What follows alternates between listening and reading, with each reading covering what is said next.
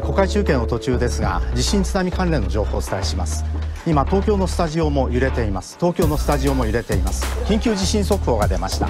宮城県、岩手県、福島県、秋田県、山形県に緊急地震速報です。また今、東京渋谷のスタジオも揺れを感じています。大阪府茨木市の自宅で生後17日の息子に睡眠導入剤などを飲ませたとして21歳の母親が殺人未遂の疑いで逮捕されました。生まれつきの髪の毛の色が茶色のものに絞ってクロスをしてみると、中学生時代で1割、それから高校生時代で2割の人が黒染めの指導を経験しています。家族や仲間で声を掛け合って、そして安全を確認し合うようご注意ください。子供が怯えていたら抱きしめてあげてください。7年経ってもちょっとね、虚しいっていうか。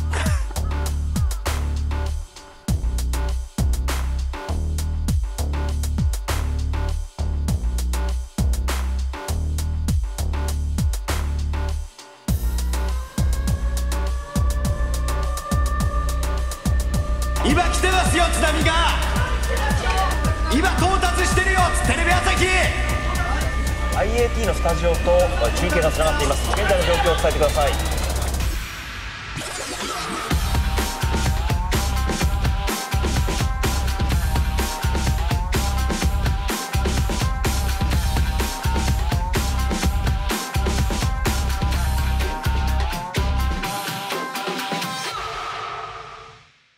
Salut mes frelons. Nous voici rendus au 3e épisode de Et sinon quoi de neuf au Japon. Ce nom est stylé mais un peu long.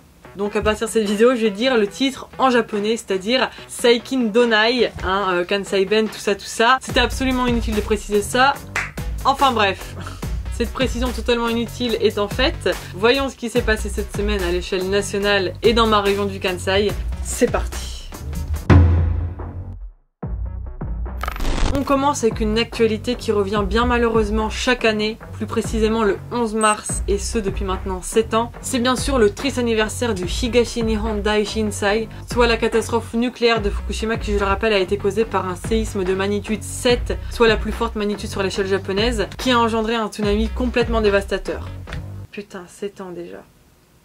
Il y a 7 ans, j'étais au lycée. J'étais encore au lycée il y a 7 ans.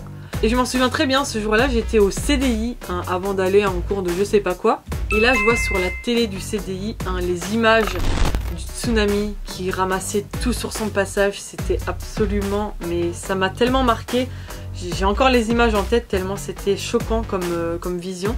J'en revenais juste pas quoi en fait. Et l'information avait déjà tourné, je me souviens, c'était en 2e heure de cours, donc il devait être 9-10 heures du matin. Et toute ma classe était venue me voir parce que tout le monde savait que j'étais la grosse passionnée du Japon. Donc tout le monde était venu me voir en me disant oui, est-ce que t'as vu la nouvelle, est-ce que t'as vu ce qui s'est passé au Japon, nanani nanana. D'ailleurs, s'il y a des gens du lycée Émile Zola, Châteaudun, 28 RPZ qui regardent, déjà big up à vous et mettez un commentaire. Sérieusement, pour revenir à ce tragique événement, il a causé près de 16 000 morts et à l'heure actuelle, plus de 2500 personnes restent portées disparues. Plus de 70 000 personnes ont dû évacuer la région et ses alentours. Et depuis maintenant 7 ans, la région de Fukushima tente de se reconstruire tant bien que mal en ouvrant et réouvrant des écoles primaires et collèges pour permettre aux familles si longtemps éloignées de la région de revenir s'y installer. La préfecture de Fukushima a constaté par rapport à 2010, soit un an avant la catastrophe, une baisse de 25% de nouveaux élèves faisant leur rentrée en primaire. Même si on constate une démographie toujours plus basse dans l'ensemble du pays et qui explique donc cette baisse générale des rentrées de nouveaux primaires, dans les régions de Fukushima et ses alentours, la raison principale de cette baisse reste bien évidemment l'inquiétude des familles vis-à-vis de leur radioactivité et de son impact à l'heure actuelle toujours préoccupant sur la santé de leurs enfants. On enchaîne avec une actualité qui, je vous avoue, m'a laissé sans voix. C'est juste... J'ai pas les mots en fait. Donc les faits se sont passés dans la préfecture de Tottori et dans la ville du même nom. 3 gamins de 14 et 15 ans ont volé une camionnette et se sont amusés à la conduire. Évidemment sans permis, parce que putain, à 15 ans, t'es pas censé voler des camionnettes et encore moins les conduire. Ils sont où les darons là? Ils sont où? Ils sont où les darons? Alors je pourrais arrêter l'actualité ici, c'est déjà assez grave dans les faits. Déjà les mômes volent une bagnole, mais en plus la conduisent. Où sont les darons? Je suis désolée. Où sont les parents? Où sont les parents? Hein. J'avais dit quoi dans ma dernière vidéo? Les mômes nés après 2000, il va falloir vous calmer, hein, moi je vous le dis. Hein. À 15 ans, voler une bagnole et en plus la conduire, faut être un sacré bolos. Figurez-vous qu'en plus, donc ils étaient deux dans la camionnette, c'était une sorte de pick-up en fait. Hein. Je vous mets une photo pour que vous voyez un petit peu le délire. Donc ils étaient deux à l'avant de la voiture, donc le conducteur et le passager. Et le troisième gamin qui était à l'arrière de la camionnette pick-up là, ils l'ont tué. Hein, on sait toujours pas comment il a fait pour être propulsé hors de la caisse. Est-ce qu'il était assis? Est-ce qu'il était debout? On ne sait toujours pas. Toujours est-il que, voilà, hein, avec leur connerie, ils ont tué leur pote. Alors tu voles une caisse pour le délire, hein, j'imagine, parce qu'à 14-15 ans, voilà, hein, on est con hein, à 14-15 ans, certains plus que d'autres. Mais voilà. Mais en plus, tu tues ton pote. À 15 ans, tu t'imagines avoir la mort d'un pote sur la conscience? Sérieusement, mais j'imagine même pas les darons du môme qui conduisaient la bagnole. Hein, mais il a dû se prendre une droite de daron du 19e dans la gueule. Moi je l'aurais renié. Hein. Mais surtout, les parents du gamin décédé, quoi. Mais c'est... Il a été tué par pure connerie. Mais c'est juste horrible. C'est vraiment horrible. Perdre ton gamin de 14 ans pour des conneries en plus. Mais c'est... Je vais donc terminer cette actualité en présentant mes sincères condoléances à la famille. En fin d'année dernière, l'affaire de la lycéenne aux cheveux naturellement bruns, contrainte de se teindre en noir dans un lycée à Osaka, a fait polémique à raison et n'est heureusement pas restée sans suite. Puisqu'en effet, une enquête menée par le Black Kosoku Onakuso Projecto a montré que ce genre de règlement totalement con, hein, on va pas se mentir, est loin d'être un cas isolé et on constate au contraire une hausse de ce genre de règlement totalement scandaleux au sein des collèges et lycées. Ces règlements jugés inutiles en plus d'être abusifs portent le nom de Black Kosoku, littéralement le règlement scolaire noir. Donc c'est en gros ce que je vous explique depuis tout à l'heure, des règlements scolaires abusifs, d'où le nom du projet, Black Kosoku Onakuso, qu'on traduirait par débarrassons-nous des règlements scolaires abusifs. Voilà, en gros.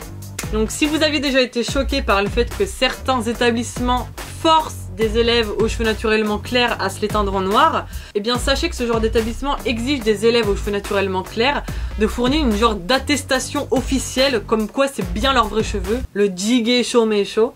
Donc si vous trouvez ça déjà complètement pété, vous allez être encore plus dégoûté par d'autres règlements, comme par exemple, dans certains établissements, en hiver, on interdit aux élèves d'avoir une écharpe et aux filles de porter des collants. C'était par exemple le cas du collège de mon copain. Vous êtes déjà outrés? Mais attendez, on fait que commencer là, c'était du soft hein. Comme mon copain vous en avait déjà parlé dans la revue des actualités de 2017, nombreux sont les établissements qui interdisent aux élèves de s'épiler les sourcils et ça concerne 44% des élèves de collège et lycée actuels. Et on va encore plus loin, 39% des élèves de collège et lycée actuels, hein, toujours, sont interdits d'utiliser de la laque ou du gel pour se coiffer les cheveux. Mais là, accrochez-vous bien, parce qu'on passe au règlement le plus pété de l'univers et qui malheureusement concerne un élève sur 6, ce qui est énorme, c'est le fait de devoir porter une couleur de sous-vêtements imposée par l'établissement. Alors attendez, je vais répéter encore une fois hein, pour que vous puissiez réaliser, hein, parce que ça semble irréel qu'encore aujourd'hui, au Japon, un élève sur 6 est contraint de porter une couleur de sous-vêtements imposée par son établissement. Parce que oui, hein, je vous vois, vous devez être en train de vous poser la question, les professeurs vérifient. Les professeurs vérifient si vous portez bien la couleur, le sous-vêtement adéquat.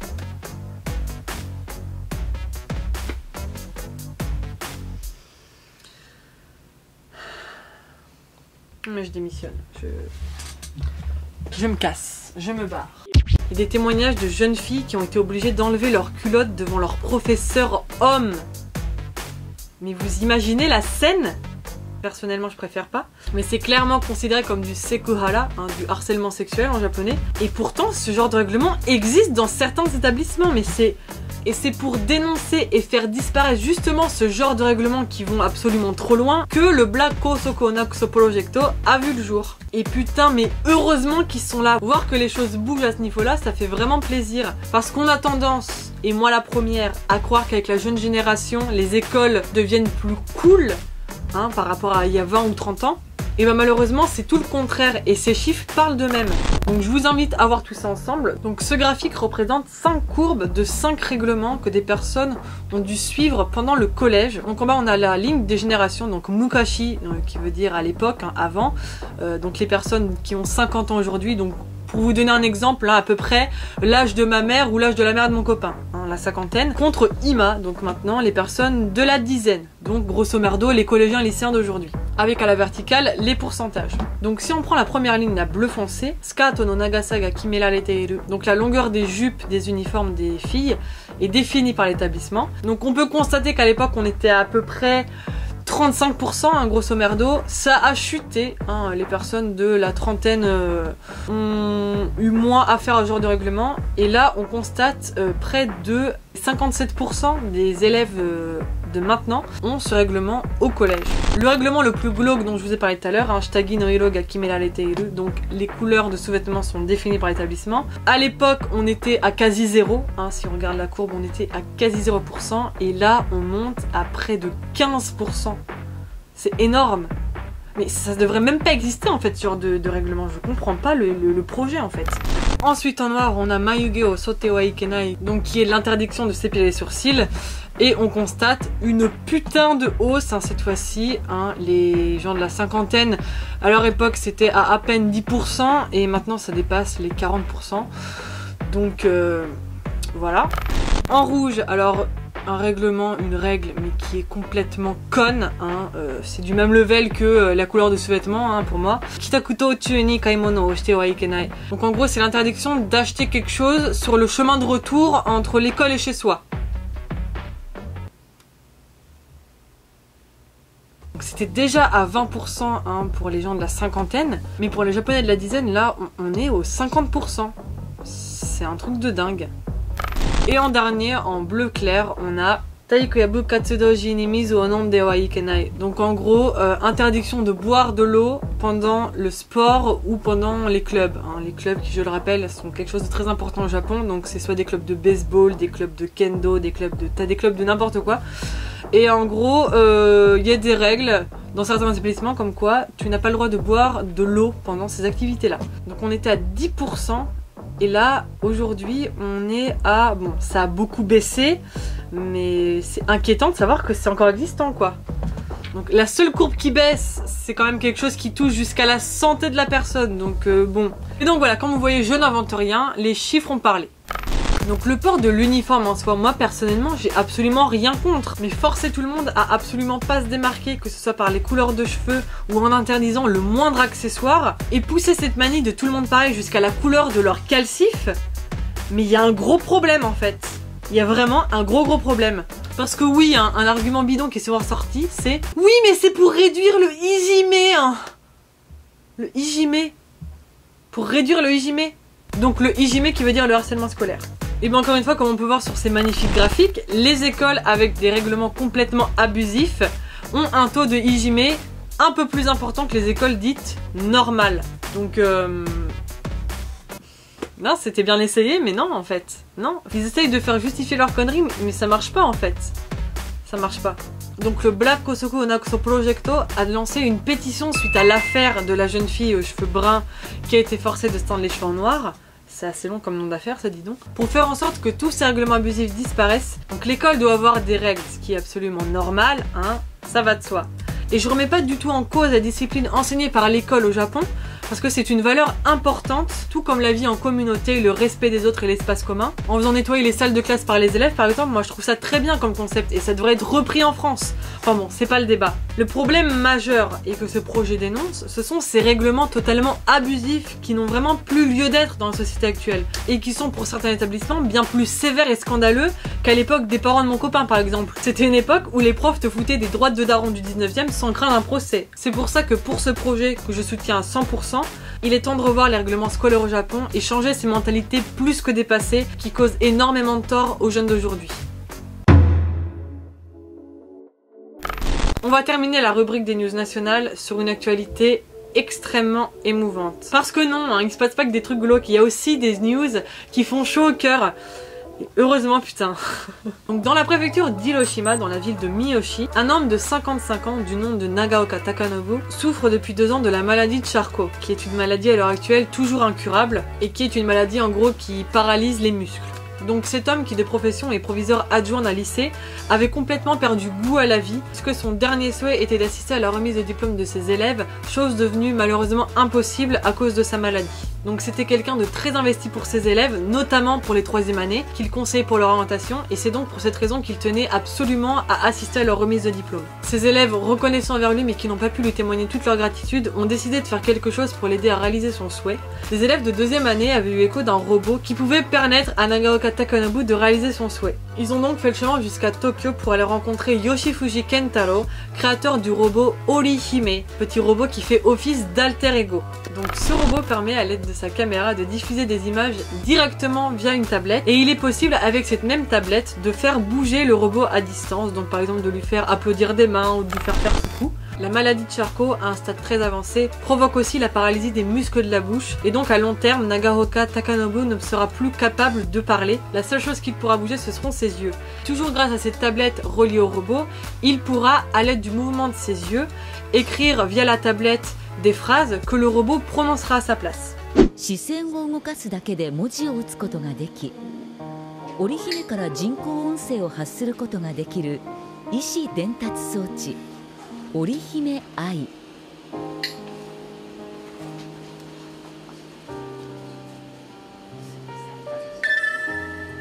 ありがとう、今日はありがとう。すごい。すごい。ありがとうございます。Et donc c'est grâce à ce merveilleux robot que Nagaoka Takanobu a pu assister à la remise de diplôme de ses élèves, un moment extrêmement émouvant. Je vous laisse l'extrait en entier.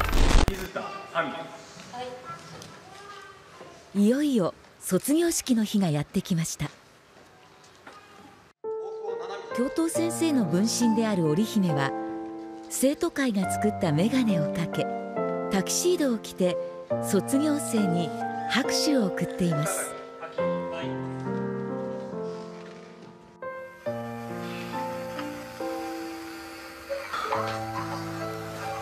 よかったね。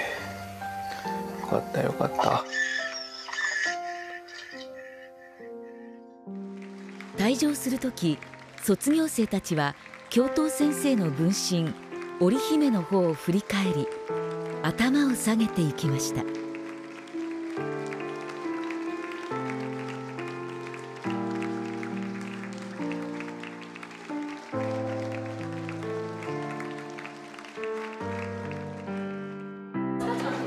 式が終わると一人の卒業生がかけてきました。教頭先生から大学受験への助言を受けた久保田さんです。自分の勉強したい理学療法が学べる大学に行けることになりました。ありがとうございましたって伝えれてなかった。はい、ありがとうございました。いや本当に今ね、私もリハビリをずっとしてもらって、ありがたいと思うよ。ぜひ立派なリハビリのね、技師になってくださいよ。期待してますよ。ありがとうございます。よかったな。頑張った甲斐があったね。ありがとうございました。今後のことでやっぱり、私自身も心配なことがたくさんありましたけども、前向きに、させてもらう本当に大きな、材料だったと思います。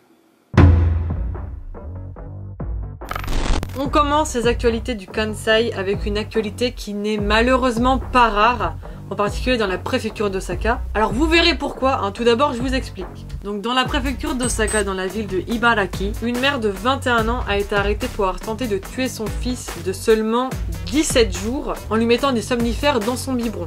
Alors elle nie entièrement lui avoir fait ingérer ses médicaments, mais un môme de 17 jours, hein, entre nous, si c'est pas pour qu'il la ferme, parce que évidemment un gamin à cet âge-là, ça pleure, hein, le môme il vient de naître le truc. Donc bon, faut arrêter de prendre les gens pour des cons, hein, à un moment c'est... Alors pourquoi je vous dis que c'est une actualité qui n'est pas rare? Alors pas dans le fait de donner des somnifères à son gosse, parce que bon c'est relativement Voilà quoi. C'est les cas de maltraitance sur enfants qui ne sont malheureusement pas rares au Japon et surtout dans la préfecture d'Osaka parce que ça fait la 4e année consécutive qu'on y compte le plus de cas de maltraitance de tout l'archipel en fait. Donc on a compté l'année dernière plus de 9000 cas, que ce soit de maltraitance physique, de maltraitance morale et qui vont parfois jusqu'au meurtre, que ce soit en les étranglant, en les privant de nourriture et j'en passe. Une des causes directes à ce problème, on compte pas mal de cas de parents qui se disputent et se battent devant leurs enfants, menzen dibui en japonais, parce que bon c'est sûr que quand t'as des darons qui se foutent sur la gueule, voilà, ça annonce la couleur. Les cas de maltraitance au Japon, c'est quelque chose qui m'a tout de suite assez choquée depuis que j'ai emménagé, parce que bon, pour un pays qui a une démographie plutôt dégueulasse en termes de stats, on va pas se mentir, parce que voir autant d'actualités du style des darons qui tabassent à mort leurs gosses, d'autres qui les privent de nourriture, d'autres qui les balancent par-dessus leur balcon. Et oui, c'est des vrais faits, je n'invente rien. Il y a vraiment un très gros souci à ce niveau-là et je vous invite à écouter le superbe morceau Skydiving Uchu no Instructor no Uragiri. C'est un titre plutôt long, mais voilà. Donc qui dénonce justement ce problème de maltraitance au Japon. Donc je vous mets en description le lien de la vidéo originale avec une traduction que je vous joins aussi dans la description, traduite par mes soins pour que vous puissiez saisir vraiment l'impact des paroles qui sont vraiment absolument poignantes et malheureusement criantes de vérité. Avec cette actualité, vous allez voir que la maltraitance ne touche pas seulement les enfants, mais également les personnes âgées. En effet, dans une maison de retraite à Wakayama, dans la ville de Hashimoto, un infirmier du nom de Kajibe Yuta, Kajibe, c'est la première fois que j'entends ce nom de famille, c'est rare Kajibe, c'est... Enfin bref, a été arrêté pour avoir balancé de l'eau bouillante sur le visage d'une femme de 96 ans. Pour le motif suivant, comme elle écoutait pas ce que je disais, ça m'a énervé. En gros c'est ça, si je vous traduis. Oui, parce qu'apparemment, cette femme donc de 96 ans, qui est un âge très avancé, putain 96 ans, moi j'aimerais bien vivre jusqu'à 96 ans. On s'en fout, mais c'est pas grave. Qu'apparemment cette femme n'arrêtait pas de crier en pleine nuit. Et malgré les mises en garde de l'infirmier, elle n'arrêtait pas. En même temps, à 96 ans, la pauvre femme... c'est lui qui lui balance de l'eau bouillante sur la gueule, mais putain, si t'as pas de patience et que tu supportes pas à ce point-là les anciens, mais change de métier gros, change de métier. Parce que moi je me mets à la place de la famille, moi j'imagine 2 secondes qu'on fasse ça à ma grand-mère, mais le mec, mais je lui défonce ses morts sur des générations, mais c'est... Waouh! C'est sûr qu'avec une population toujours plus vieillissante, donc j'imagine que ces genres de maisons de retraite doivent être de plus en plus occupées, avoir de plus en plus de travail. Donc j'imagine bien que c'est pas facile, mais en l'occurrence, ce mec mérite clairement de se faire rouler dessus. Par un gros Hummer avec des roues cloutées.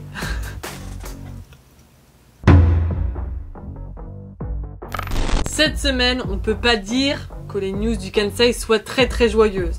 Entre les maltraitances sur enfants, les maltraitances sur personnes âgées, voilà, c'est pas trop lol MDR.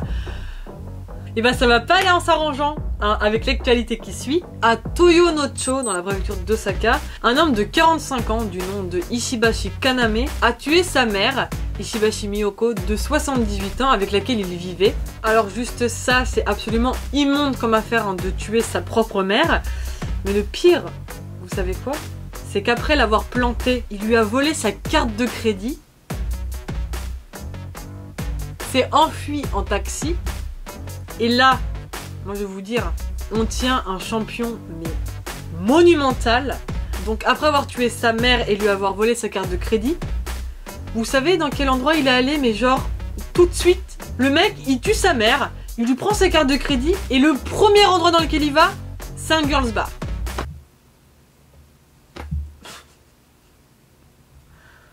Tu tues ta mère, tu lui voles sa carte, tu go girls bar.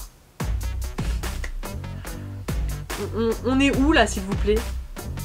On est où? Non mais c'est... Mais le monde va mal, mais vraiment. Mais c'est...